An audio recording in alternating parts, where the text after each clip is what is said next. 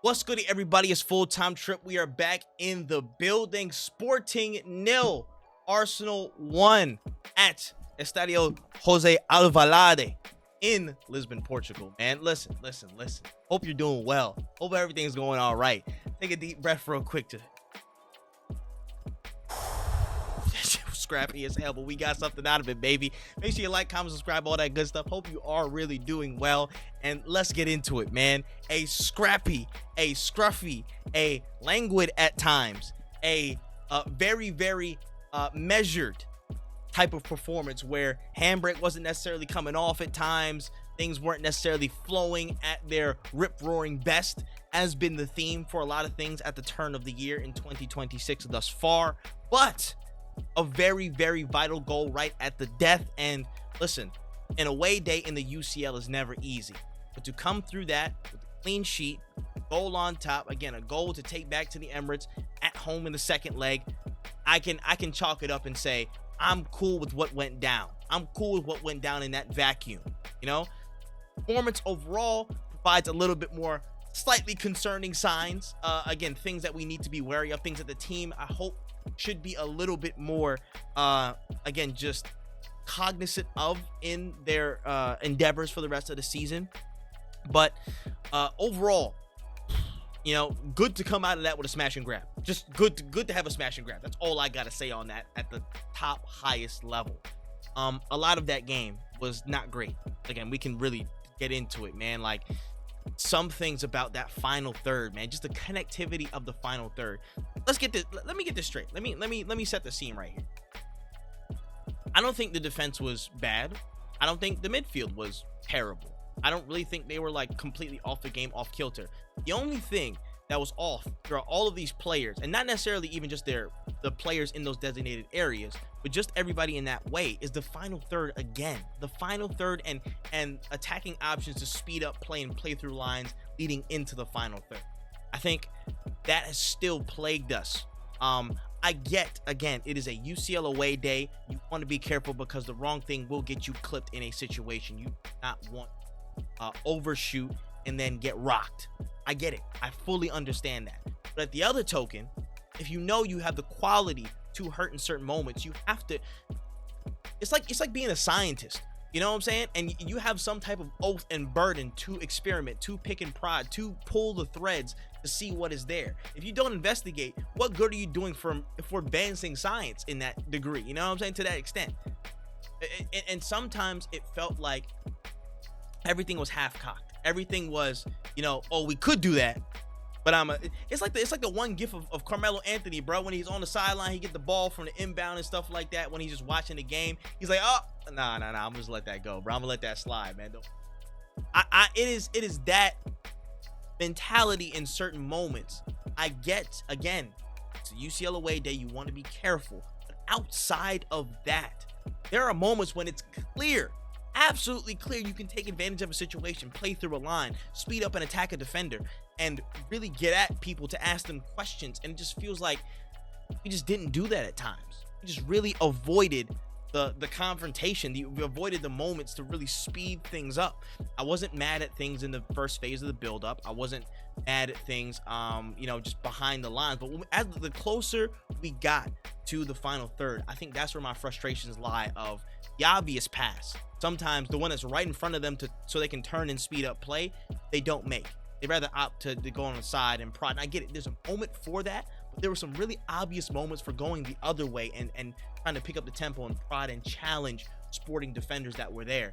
And I just feel like they didn't take those options. I don't know if they're just so concerned on the structure and being averse to losing the ball and what have you. I understand that, because at the end of the day, if I check some of these stats, again, they had 7 shots on target, 7 shots, 3 on target. If I check the XG, it'll probably be very favorable for us. We had 9 shots, 5 on target, more possession, more passes, more have you. I understand that there is the need to exert a rigid game plan in these away environments, but I think a lot of these moments, a lot of these player decisions, certain ways, maybe they're discouraged from the coach, maybe it's something that they have to, again, execute on their time. I don't know the answer. But when you see the obvious route, sometimes you got to take it.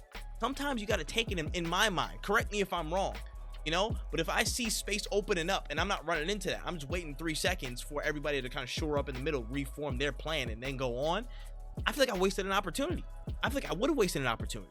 So there has to be some impetus and rebalancing of that impetus. I think the key theme across the past few weeks has been balance.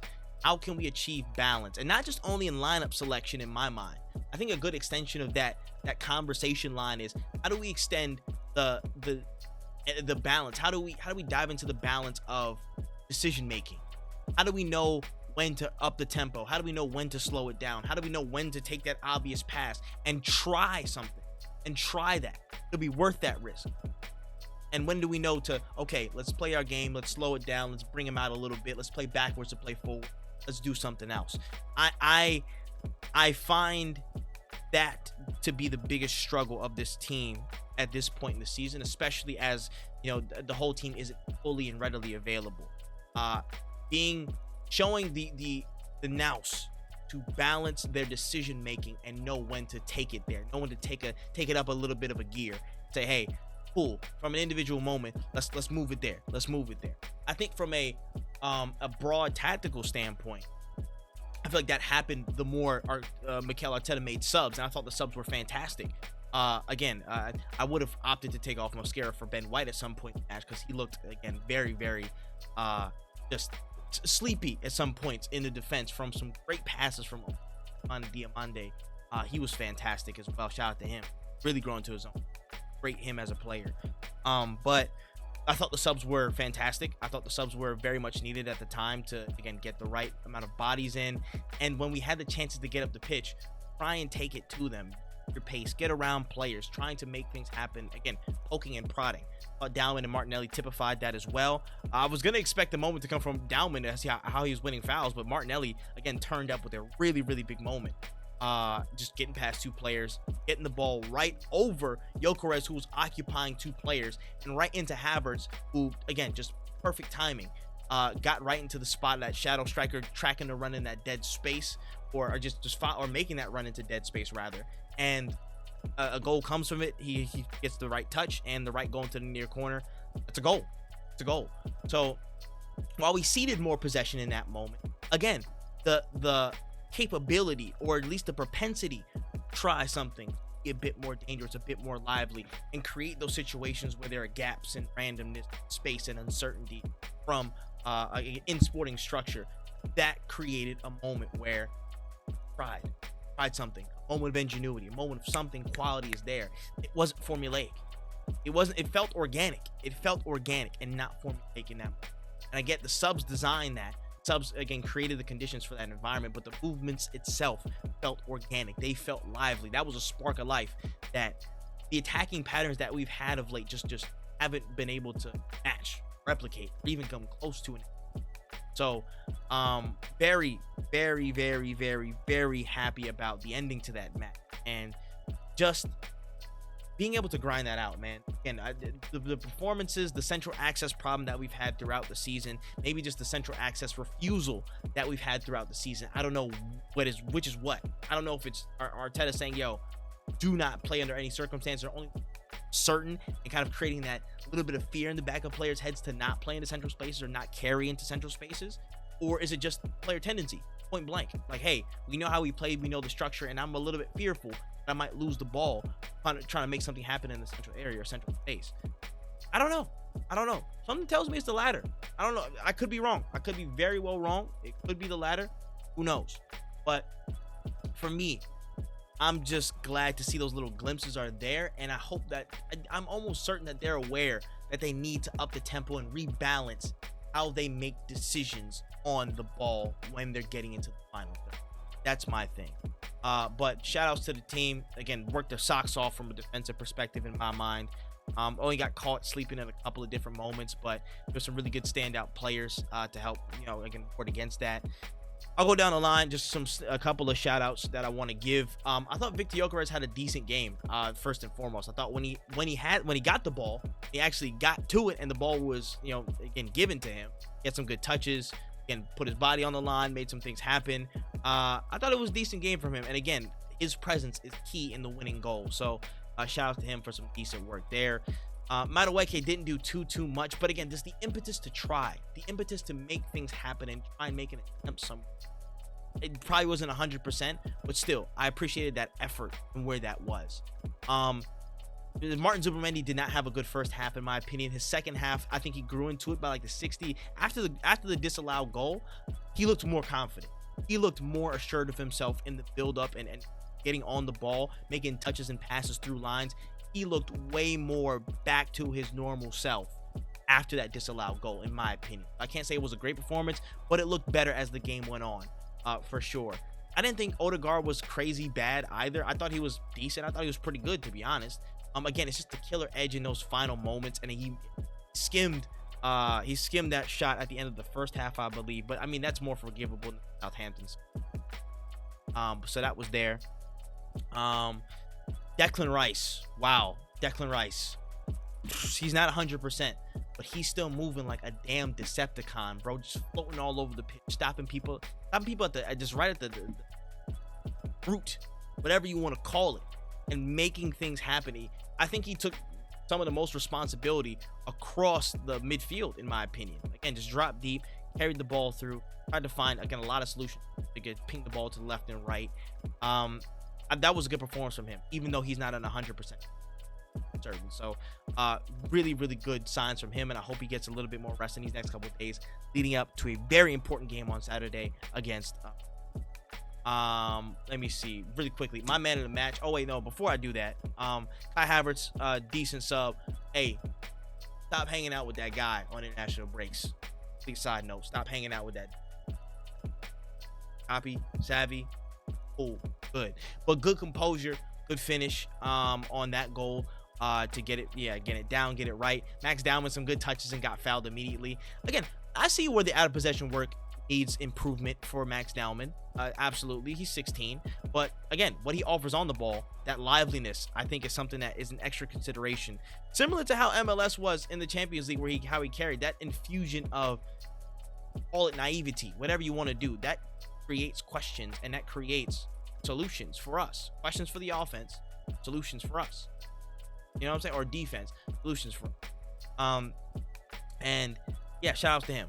Gabriel Martinelli was damn near my man of the match. Gabriel Martinelli, I'll give him a shout out. He was damn near my man of the match. I'll tell you this for a fact. Oh my goodness gracious. You know how long I've been waiting for two things? Calafiori makes a run to the left-hand channel, just an inside run, while somebody's having the ball on the touchline damn near on the left-hand side. Trossard, cameo, did not even consider that pass once. It took Martinelli 4 minutes to recognize that run outside of the boot, but he made the pass anyways. Thank you. Somebody picks up that run from Calafiori. Thank you. Oh my gosh. Like, please. Also shout out Calafiori, but still, Martinelli, one, made that pass after 78 minutes when nobody even thought to make that pass. Wonderful stuff. People should be doing that more often. Two, driving into space. Oh my gosh. I could write a book and the first 85 sentences will be, please, for the love of God, run into space. That's it. Man dances past two players and uses pace to get around them and puts a wonderful ball in to Kai Havertz, bro. Listen, he could have been man of the match off of those instances alone, in my mind. But somebody was a bit ahead of him, a good pace ahead of him because of the minutes, in my mind. But Martinelli, what a cameo. That is what we want to see. UCL Martinelli is just, I mean, listen, different animal, different beast. I don't know how to call it, bro, but bless him. Bless him in the UCL. We're going to need him as much as we need everybody else, man. So shout outs to him. My man of the match, plain and simple, David Raya. Oh my goodness. Mikel Arteta needs to hang on to that man's ankles like he is. What am I about to say? Van Gundy in the 90s, bro. If you look it up, just look it up, bro. Van Gundy on the Knicks. Just, you know what I'm saying? Coach, just hold on. You'll get it if you see the picture. But, wow. David Raya is such a good footballer, such a good goalkeeper. Last line of defense, first line of attack. he epitomized exactly what he said in that pre-match interview today. First line of attack, brave passing, excellent distribution, wonderful vision of the entire space to know when to kickstart attacks, knowing the right people to pick out. At times when passing was languid, he was our bravest passer on the pitch throughout 90 minutes. Him. He was. Martinelli close second because of that one ball, but Raya was that guy. Incredible on his feet, incredible being that person to help build up, ward off, again, just any type of slow, again, inaccuracies in those moments. He's wonderful. Wonderful. And again, last line of defense. Wow. How many stops that he made? How many crosses did he claim? How many things did he run out to and prevent before they even started? A world-class keeper. A world-class keeper lies in our midst, and we need to have serious conversations about him being a player of the season conversation, because throughout the season, he has consistently been there. Yes, he's had a moment or two like everybody else has, but more often than not, he made some world-class saves to keep us alive in games and to keep us ahead in games. And that will not fly by me. That will not fly over my head, and that will not be understated. David Raya, absolutely worth that. Man of the match. Insane. Don't ever sit on bench again. Again, if you have to hold, listen, I'm not gonna say nothing crazy out here, bro. If you gotta hold people hostage to make sure Mikel Arteta puts you in that starting lineup, nobody else for the rest of the season. Nobody else. Okay, gang? We good. All right, let me know what you thought about the game in the comment section below. The goal, performances, Mikel Arteta, all that stuff like that. Let me know in the comment section below. But with that being said, I'm about to get up out of here. My name is Full-Time Trip. That's all the time we got. And until next time, Bournemouth. Whew. You might get a different POV from me on the recording of that post-match reaction, but we'll see. But until next time, I'll see y'all later, man. COYG! Peace.